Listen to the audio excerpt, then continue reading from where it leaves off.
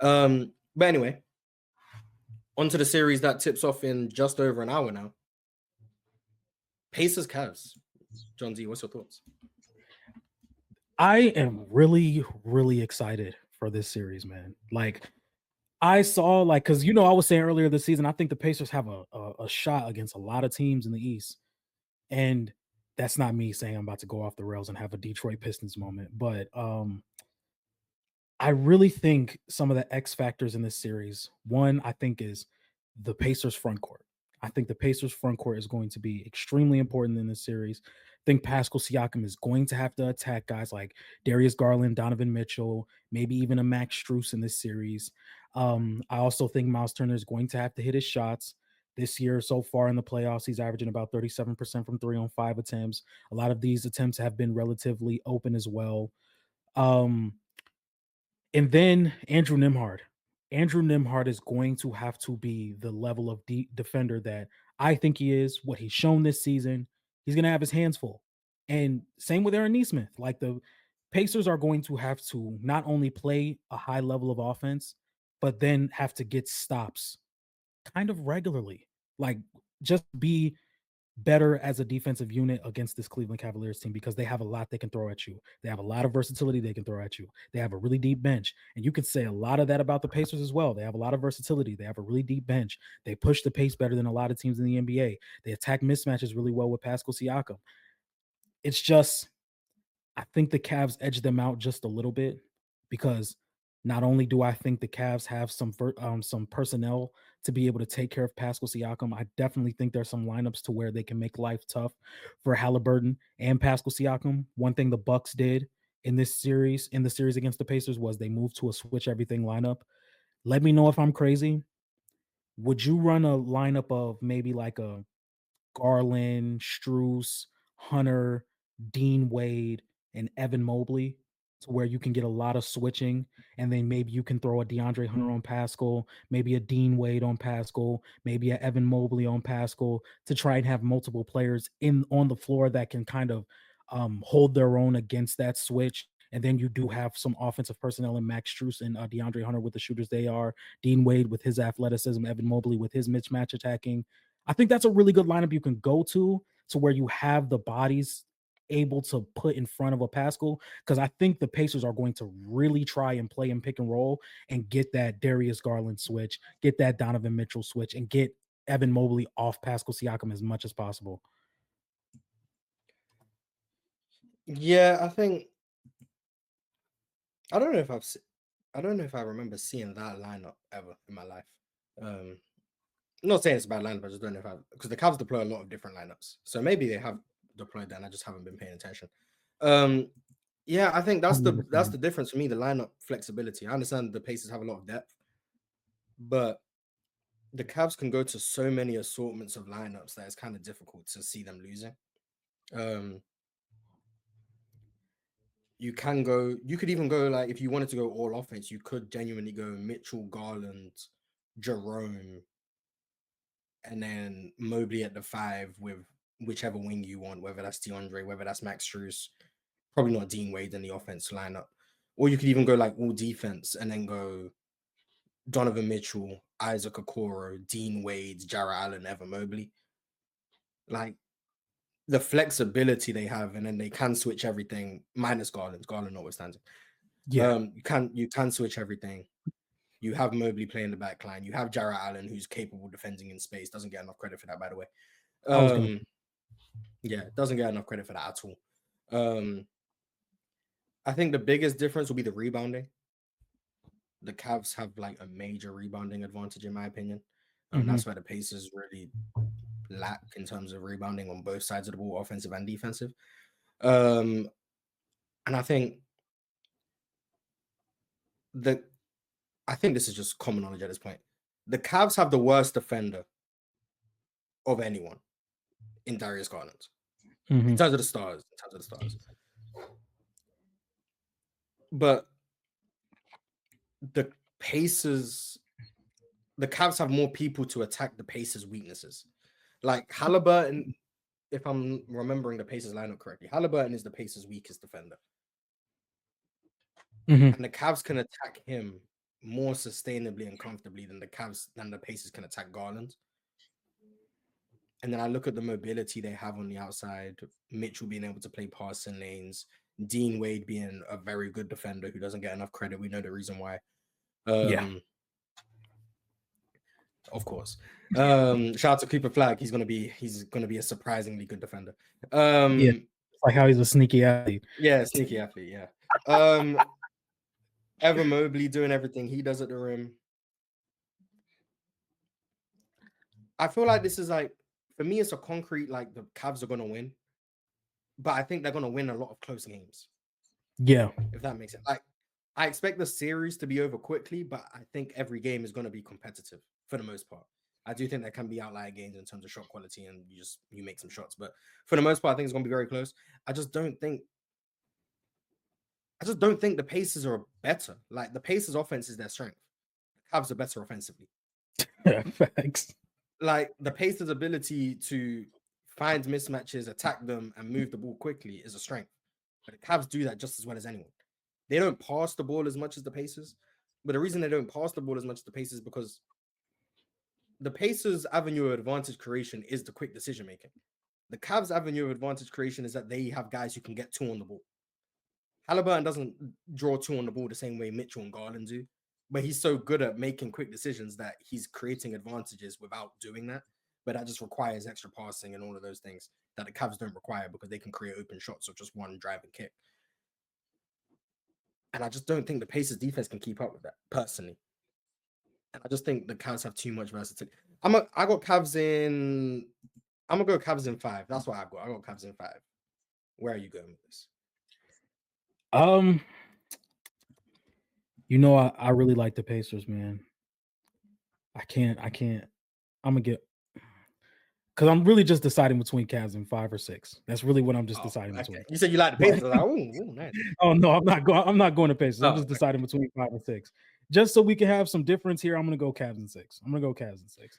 And hopefully it's Cavs in 6. So maybe one day game 6 falls on an off day and I can drive to Indiana and go to a game. Maybe. Let's hope.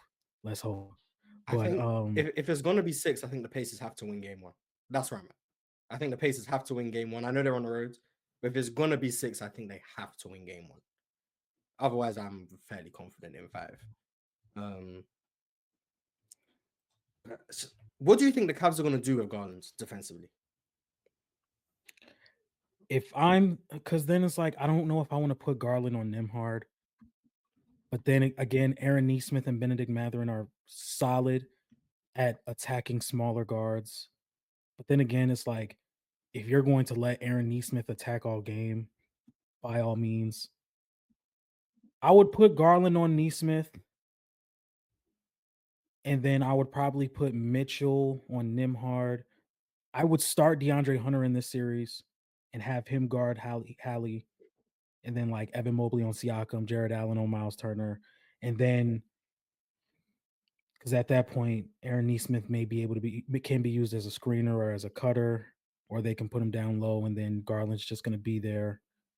That's a really good question. I don't know what I would do with Garland, because it's That's like, right.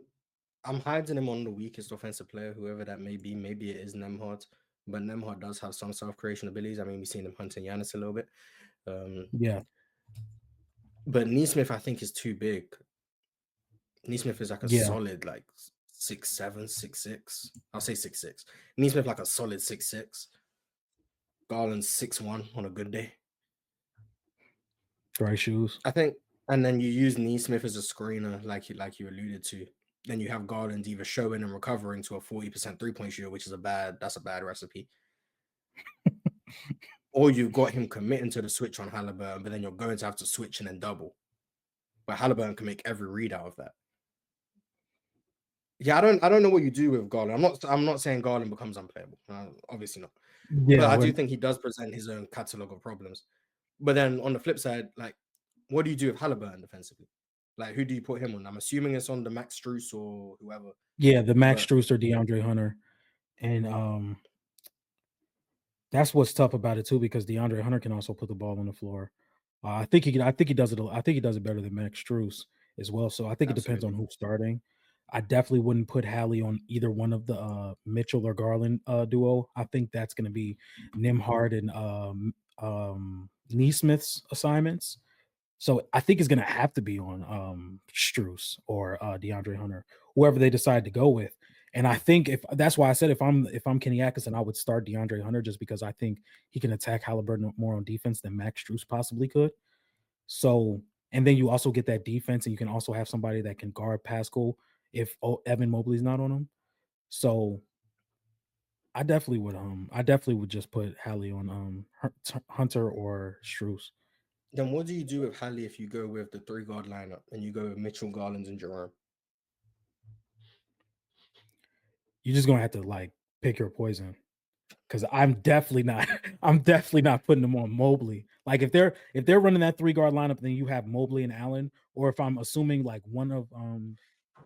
only one of them is in, I'm definitely not putting Hallie on Mobley. I'm not doing that at all. So it's like, who out of those three, who's gonna kill us the least? He's gonna have to stick with Jerome. Yeah, he's gonna have to stay with Jerome. He's gonna have But to. I've seen the Cavs use Jerome as a screener for like Mitchell. So then if you're doing that, and then you've got Halliburton closing out to Jerome, which you obviously have to do because he shoots what 40% from three, Mhm. and he's like 50+% on floaters. So you've got Ty Jerome driving down with an advantage with Mobley in a dunker spot. And then Cavs in Miles five, Turner. man. Yeah, Cavs in five. They can do too much offensively. There's no holes in their offense. There's no holes in their team offensively. Like their role players can put the ball on the floor and make decisions outside of like Max Strus. Like he's the only one. I don't know how much Sam Merrill's going to play in this series. I think that will be determined after game one. Like Yeah, Max Strus is the only one who you don't trust to like put the ball on the floor a whole lot. Like you said, DeAndre Hunter can do it, and Jarrett Allen obviously, and Dean Wade. But like heavy minute guys, like yeah, they're really like the main ones.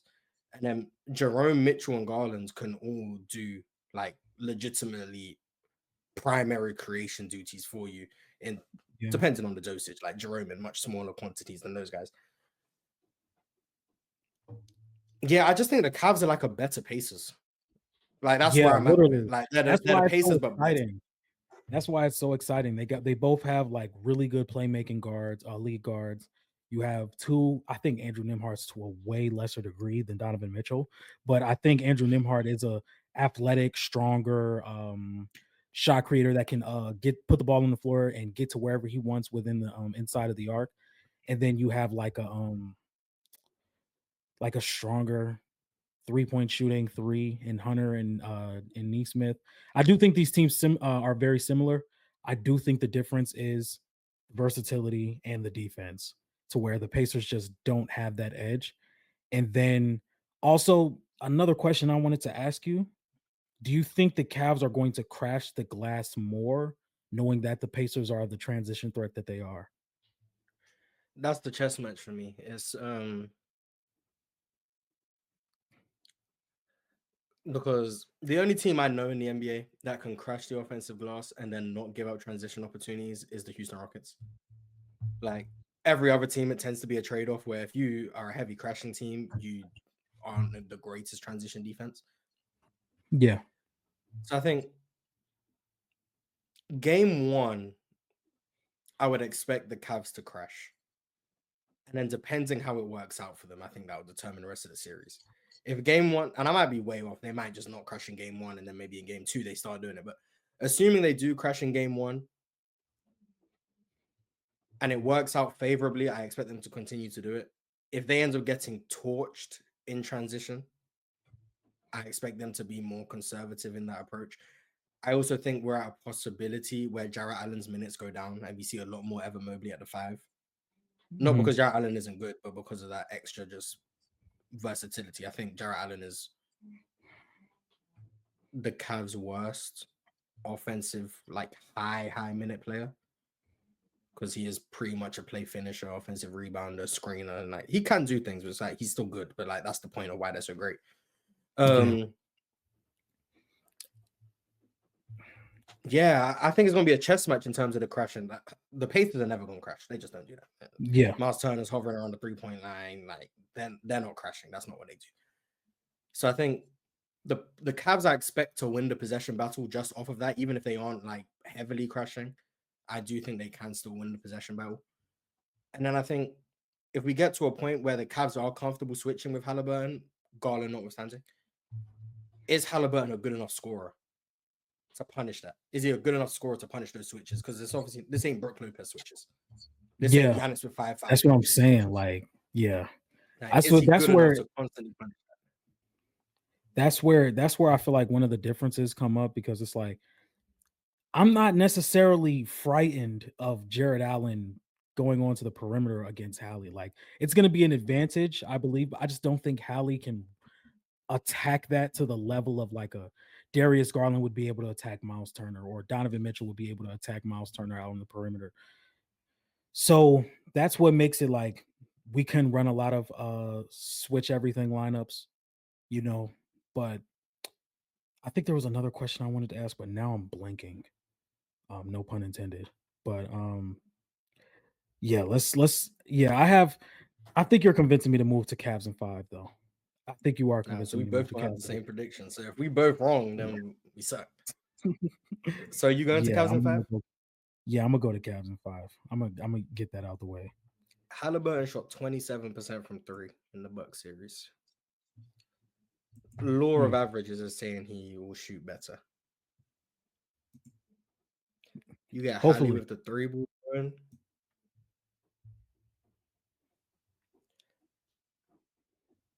Yeah, it's tough because I think the Pacers are the third best team in the East. I don't know if that's a hot take, but I think they're the third best team in the East.